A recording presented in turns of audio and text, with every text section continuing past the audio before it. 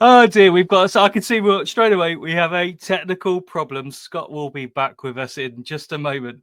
Oh, the irony, the irony. So, welcome everyone to the Engage Member Network webinar. I'm Damien Reed, Head of Marketing, and I am joined by the lovely Scott Younger, Marketing Account Manager. Hello, Scott. How are you? Thank you very much. Apologies, bit of technical error there, but I'm back, and yeah, we're really excited to talk to you all today about cross-selling. Obviously, it's something that I know is on the minds of many people within the industry, sort of particularly. And I don't know whether or not that's going to be a recurring problem with Scott.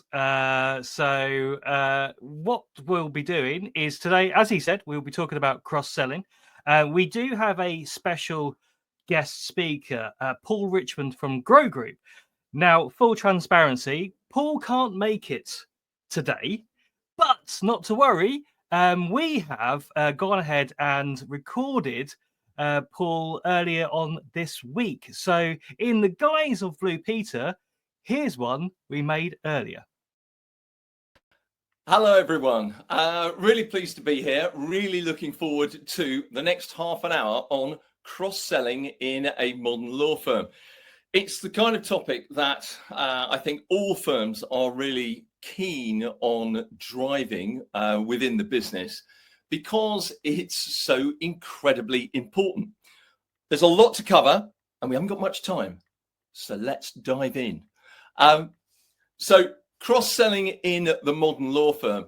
I think one of the big challenges for many people, obviously none of you because you're all here, is that they kind of worry about this idea that it's called selling.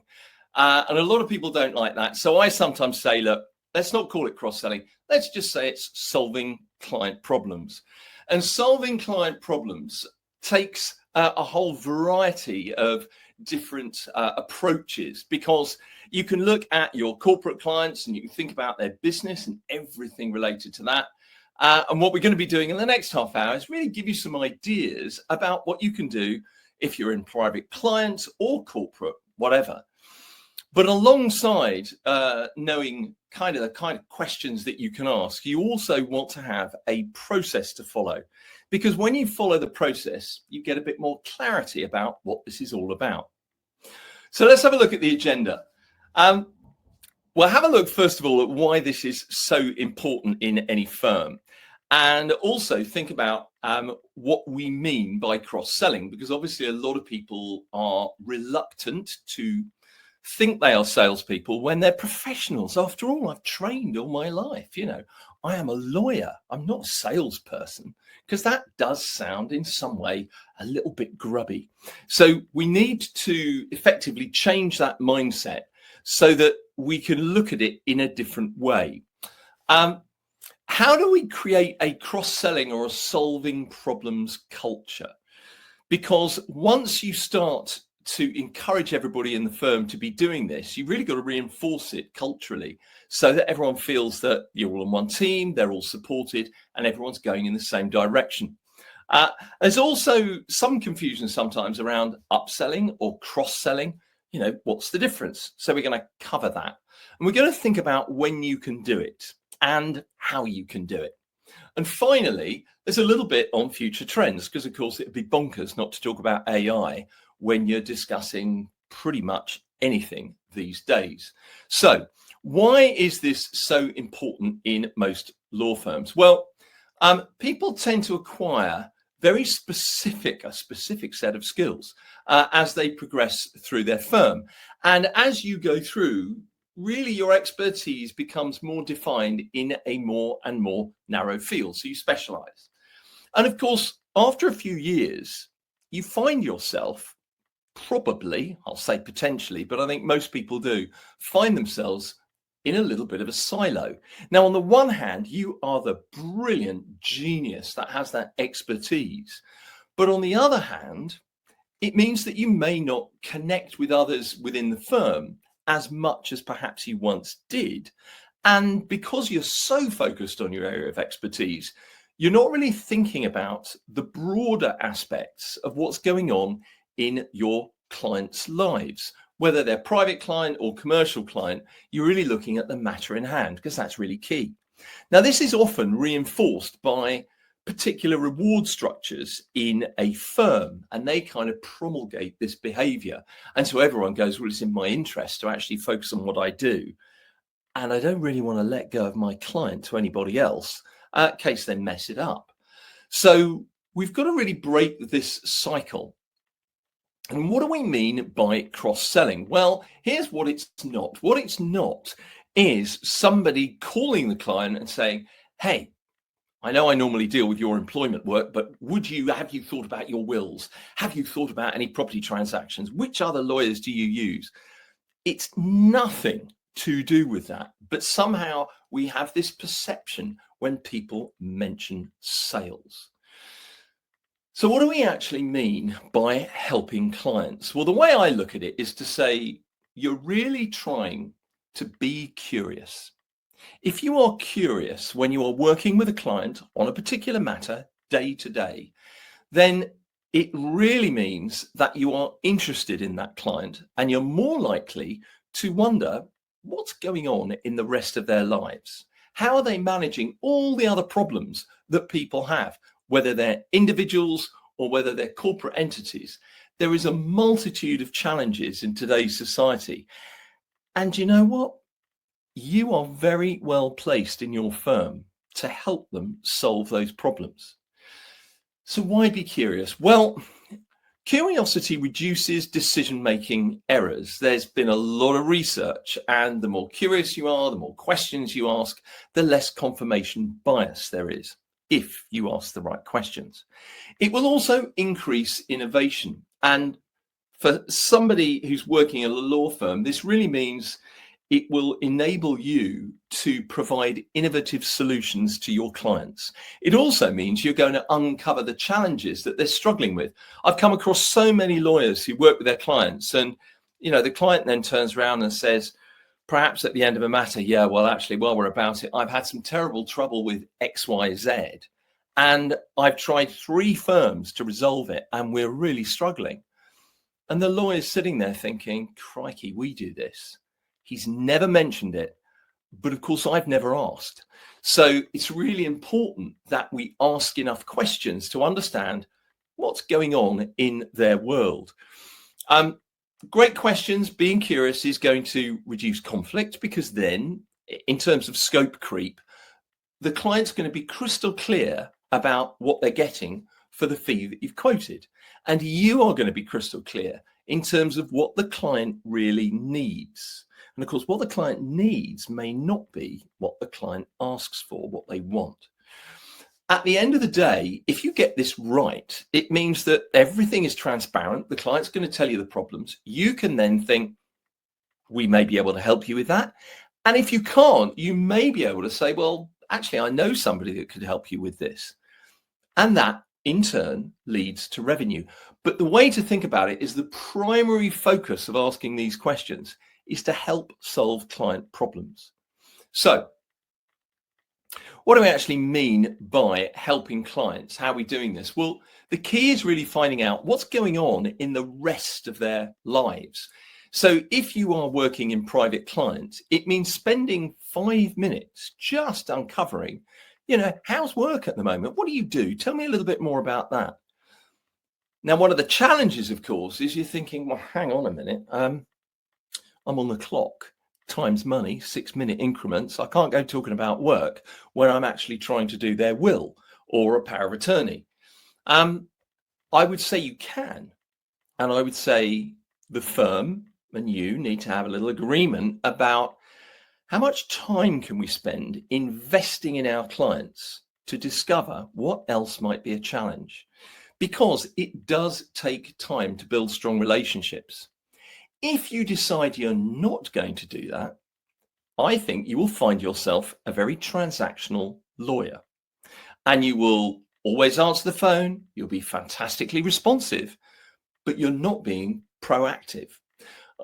Good questions allow you to understand the whole person. If it's a commercial client, then ask about the family, find out a little bit more about them, who they are, what they're doing. Maybe it's second marriage, third marriage. Have they got property abroad? What about investments? All of this can come up in the natural course of conversation. So you're simply being inquisitive.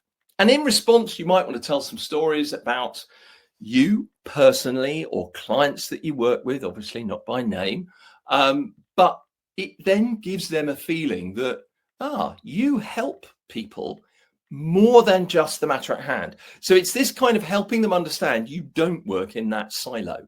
Even though you might be an expert there, you're happy to kind of put your head up, look around and ask questions about other parts of their lives.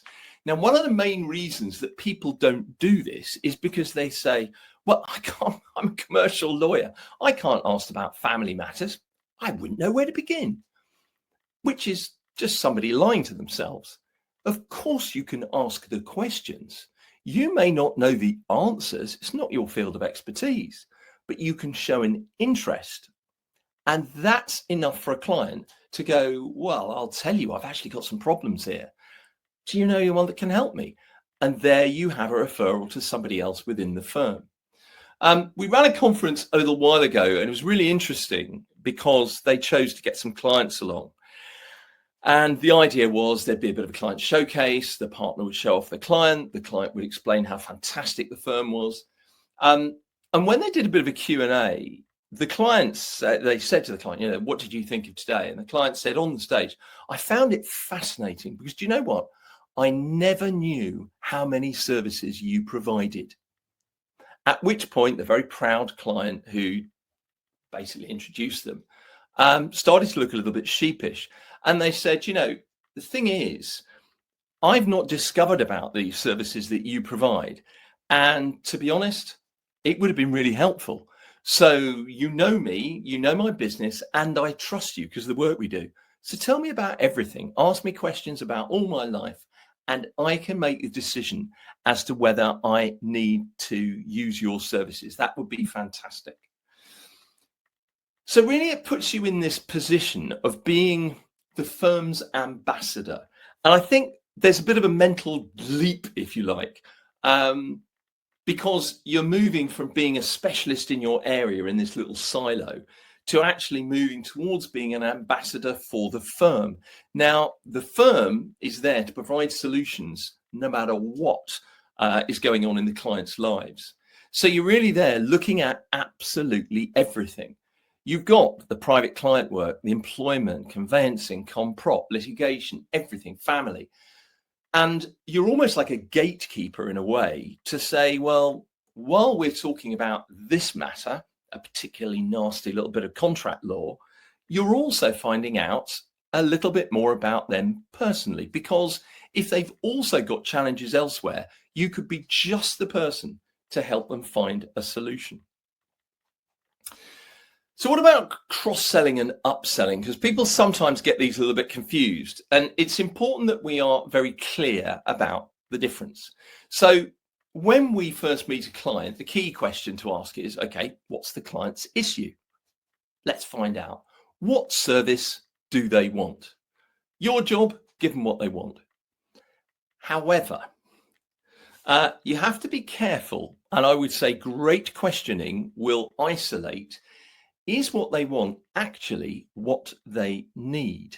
Because sometimes clients want A, and in fact they need B, and that's down to your skills to basically take them on that journey from thinking this is what they want to understanding this is what they need. Now, those great questions open up what else is going on in that client's world. And it might mean that you're going actually to provide them a slightly different service from the one that they originally came in for. So the key thing is to isolate exactly what they expect for the price. That way you've got the scoping absolutely right.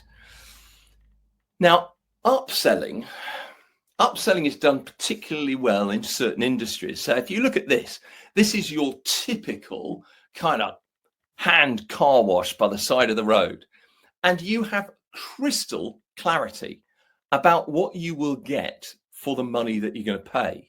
You've got the basic outside wash, you've got an in and out, quick whiz over. Then you've got the special service, which they all pack in. Anything higher than that, you've got the gold standard service, the mini valet or the full valet. I think we do this particularly badly in law firms because we tend to think, I want to give my client the very best service. That's great. However, we've got to know, we want to give them the best service for the money that they have said they've got, the budget that they've got. And sometimes the danger is they want the bronze package and we take the bronze package money and then we go and give them the gold service. And this is dangerous. So when we're upselling, what we're doing is saying, okay, well, on the outside only car wash, fantastic. That's only going to cost you £5,000. And I just want to check before we start, you won't be needing these other services. And it's exactly the same thing when you're dealing with the legal process, because so many things are connected when you get into client work. And you will know for your particular service line what these are, that of course we need to isolate. Are they certain that won't come into the job? And of course, if you are thinking, okay, I think it should, that's when you get into upselling. But cross-selling is much gentler. How do you actually create that cross-selling culture? Well, if you listen to somebody like Daniel Pink, go and have a look, search him on YouTube. He's written a number of books all about motivation and empowerment. Daniel Pink says there's 3 things that people need really to drive motivation: autonomy, mastery, and purpose. So what do we really mean? Well, autonomy, give people permission and give them time to do something. And that's very important. If you want people to go cross-selling or supporting clients, you cannot then pressurize them because they haven't done enough chargeable work.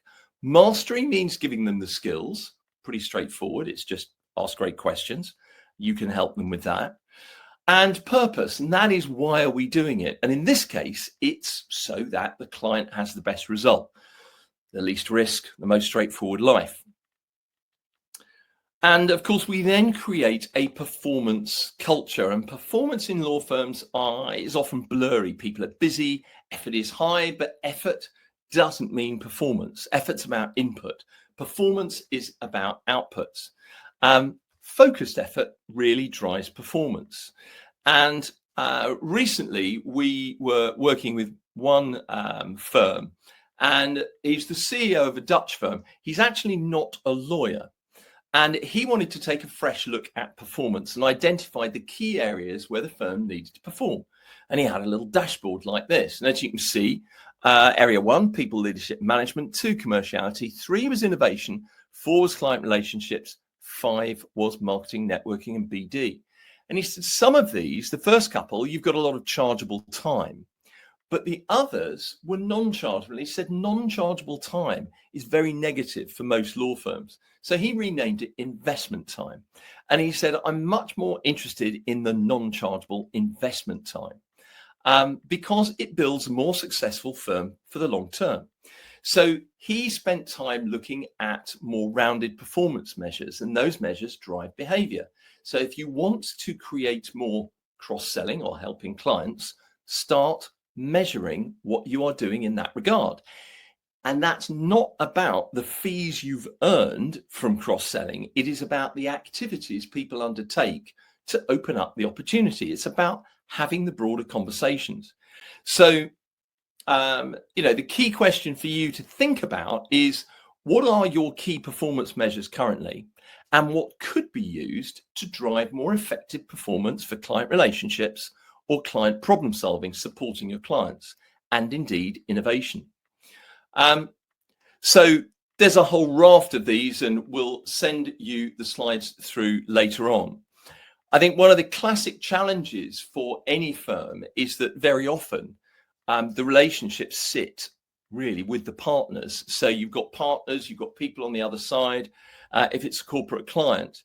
And the problem is, if the client, if that partner moves, if the client moves, you've got a very tenuous relationship with your client.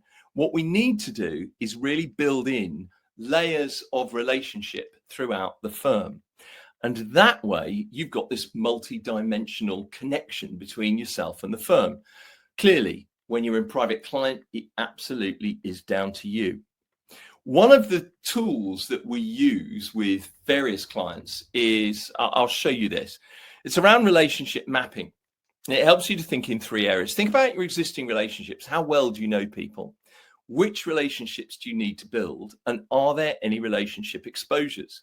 So let's say for a corporate client, I'll go through, we've got along the x-axis, along the bottom, you've got the strength of the relationship. And on the vertical axis, how much power have they got?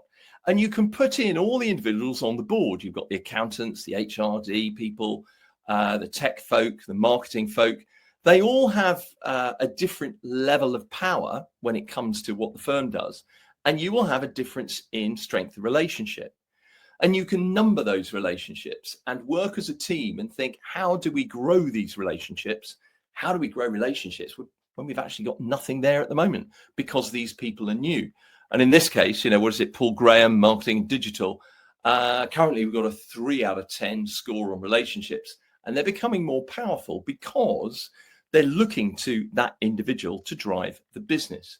When it's a private client, you can do the same kind of thing. So for individual contacts, you can simply list out, okay, who is it we know in the family, and what are the relationships like? How do we then build those? Why have we not got really strong relationships? Maybe they're new. Maybe it's just you haven't had enough time with them. Perhaps you have only worked on a single matter and haven't had the opportunity to broaden out what you want to discuss. So you can think about how you grow those relationships. Big question is, when do I do it? Well, I would say when you're working on any client matter, ask yourself a question. Do I just want to get it out of the way and go on to the next piece of work? Or do I care about the client's business and their success? So it should happen naturally, and it should happen all the time. If they are buying property, just bear in mind, what's the relationship status? Did they remarry? Oh, interesting. There's questions there about, did it impact your wills? Have you got a power of attorney? What are you doing with the children? If it's commercial work, how are you finding recruitment and those coming through at the moment? That's something that every firm is dealing with at the moment. It's no different for your corporate clients. So ask about that. And then you get to talk about strategy and people. Maybe there's other stuff you can do on the employment side.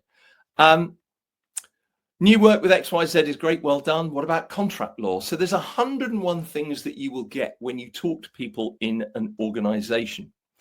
But we do need to change up the conversation, because often we'll find that we are very siloed. So there we've got a client working away. They're batting every day, going into bat with their clients. And here we are as lawyers. And you might think, well, what can I say? We need to go to each of them and say, what in terms of your other departments, and say, I'd like to think about what else I talk to my clients about, but I need to know the best questions. So go to your other teams and just find out, what are the top 3 questions that you ask your clients when you want to uncover their needs. And you can very quickly create a great pack of resources and add to it as you go when you have experience of asking those questions with clients. And it means that you can get out of a typical kind of challenge, which is you've got your client perspective looking down at the two boxes. This is like an aerial view of a house. They're looking into the two windows at the top. You're looking to the two at the side. And what we find is that when we're talking to clients, we focus on this box. Clients thinking about it, matter at hand. You're thinking about it, matter at hand. The project, the performance, the engagement, that's your standard box. What we usually leave alone, because we don't ask the client what else is going on in their world, is everything else, which we could easily do by asking some probing questions. We also forget to talk about what else it is in our firm that we could offer if it was of interest. And you'd only really talk about that if you got something from that second box. If you've got all those three boxes covered, then hopefully this value creation box means you're going to be able to do a lot more work with them, because you're asking better questions and discovering what the issues are. And secondly, you have a better knowledge and understanding of what else it is that your firm is doing.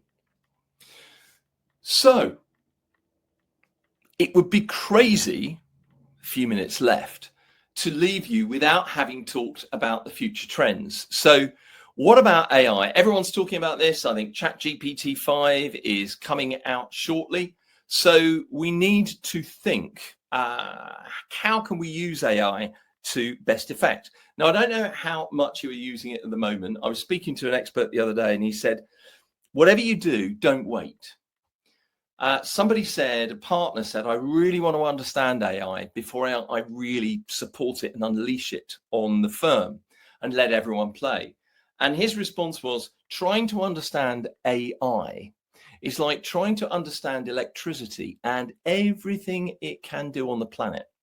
You'll never, ever be able to understand everything it can do. So go and play with it now and find out what it can do for you. Is it going to take away our jobs? Well, there's an awful lot of different AIs available. I'm sure you're using a number of them, ChatGPT, Bing, Copilot, which built inflection in. The Coming Wave, if you fancy finding out a bit more about what's going to happen, have a read of that book. Is it going to take away jobs? No, because there are some things that AI cannot do. It cannot create buildings. It cannot sit down with a client, look them in the eye and say, trust me, it's going to be okay. I will take you through this. I've done it 100 times before. So what are we actually saying about AI? We're saying play with it. It's evolving faster than we can keep up. GPT-5 is coming out soon, and then there will be updates to Copilot and all the others. Clearly don't put your client data in the platform, but key things I would suggest. Go and do some YouTube courses on prompt engineering. Be better at programming your AI. Use it for first drafts, give it details about the client, see what it says you should ask. Copilot is safer because, of course, it's all in your own platform. If you want to know kind of how could it work, well, I just said private client example. I thought, acts as an experienced lawyer in the UK, you're meeting a client, Mr. and Mrs. Clark, they're both 69. He's got a child, she's got 3. You go through the ages, he owns a business, they've got property, and they've said, can we come in and talk about our affairs? Now, of course, they may say, we want to come in and talk about transition from the business and succession. If you are curious, you're going to want to know all about their lives, because that will impact succession and the succession choices if it's not children. But ChatGPT or Copilot is going to give you a heads up. So having put that in, I just asked them a bit earlier this morning, and ChatGPT came up with some pretty comprehensive questions to ask all around medical conditions, residency, status of the properties, family circumstances for the will, assets and liabilities, business property, ownership, and a whole raft of things around the business, from MBOs, BPR, EOT, so there's potentially tax savings there, wills and inheritance, LPAs. So it doesn't matter whether you're in private client or if you're in commercial, you've got a phenomenal opportunity when they first come in to go really wide and ask the right questions. And I would say, just remember, whatever the client comes in for, go broad and find out everything about them. So I would close by just saying, you know, on average, a client has FaceTime with their main professional advisor, probably 2.5 hours every year. Now, if you are able to increase your available time, because actually we've got AI to do some of the work, then that would be fantastic, because you can invest that time back into your client by doing extra work. I think that's about all we've got time for in this whistle-stop tour around cross-selling. So I hope that has been useful. I have thoroughly enjoyed it, and I look forward to seeing you and the team next time. Thank you very much, Scott and the team, for inviting me along. Lovely. Well, that was a fantastic talk, I think, by Paul. He recorded that with us on Tuesday this week. Now, Scott, you've had a few technical problems. Are you going to stay with us? I hope it's for good. I hope it's for just good. For a few more minutes. But yeah, no, I think it's yes, obviously brilliant from Paul there. Yeah. I think he touches on the really interesting points about sort of a cultural shift as well in terms of cross-selling, in terms of not saying it as a boogeyman, but sort of as a way that you can sort of get to know your clients better, get to know their needs, understand their needs a bit better as well. And I was sort of thinking about, obviously, Paul touches quite a lot on sort of face-to-face sort of interaction with the clients, but there's also other methods where you can sort of utilize cross-selling. Just a few that sort of came to mind for me. So you can have a sort of an email campaign to former clients if you want, even if it's a few months after the fact. That could just be something as simple as sending a brochure, or you can be a bit more targeted in terms of, okay, these are past conveyancing clients. We'll send an email all about our will offering, and things for that. You can also you can, after a case as well, you can, while asking. I knew it was too good to be true. So what Scott was talking about there was using various different technology at your fingertips already. So emails to whether it's a follow-up email straight after you've dealt with a client, or whether it's something you're looking at more seasonally. So if you know, for instance, that there's going to be through your previous seasonal trends, there's going to be an increase or typical increase of a certain type of inquiry in the summer, then you can then look to maybe explore further services with your previous clients via email. You've also got, he's gone again. He's also got, you can also have newsletters, of course, blogs and articles. These all help with retention. What I thought was very clear, and perhaps it's not the most obvious thing when dealing with clients, is that there is that very obvious route to cross-sell. You know, if you're dealing with a certain type of service, then you go, well, obviously they're going to need this too. But I thought what was very impactful is that if you can spend time with your client to get to know them a little bit better, then there could be other services that they may need that wouldn't be obvious during that initial conversation. And the last thing I think I want to touch on as well is the relationship. And this goes with client retention. So for my sins, I used to be, I feel like I'm an alcoholic anonymous now. I used to be a car salesman. A car sales executive was my actual job title.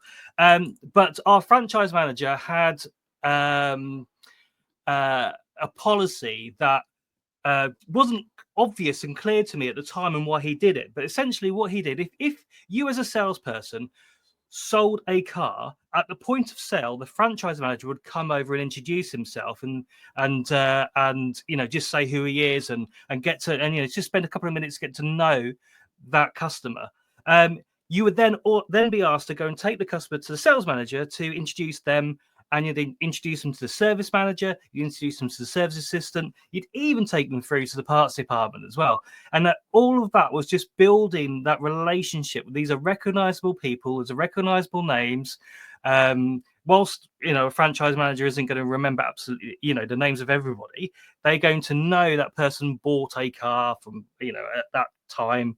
that year, and it helps sell or cross sell to other services and keep that client or that customer in the long run. It's just another tool that I think, whilst it's maybe not practical to do it for absolutely everybody in a firm, there are certainly, I think there are opportunities where you can introduce your clients along the line to other people who, even if you as a fee earner then leave, at least they still have that relationship there as at the firm. I can see, you can't see, but I can see Scott hanging around in the background. We're not going to bring him back on stage, and we're going to leave it with that. So just the last thing I wanted to mention, because it is coming up to the summer, we won't be doing a engagement webinar in August. We'll be back in September with our next webinar. So thank you everyone for tuning in and watching, and we'll see you in September. Bye for now.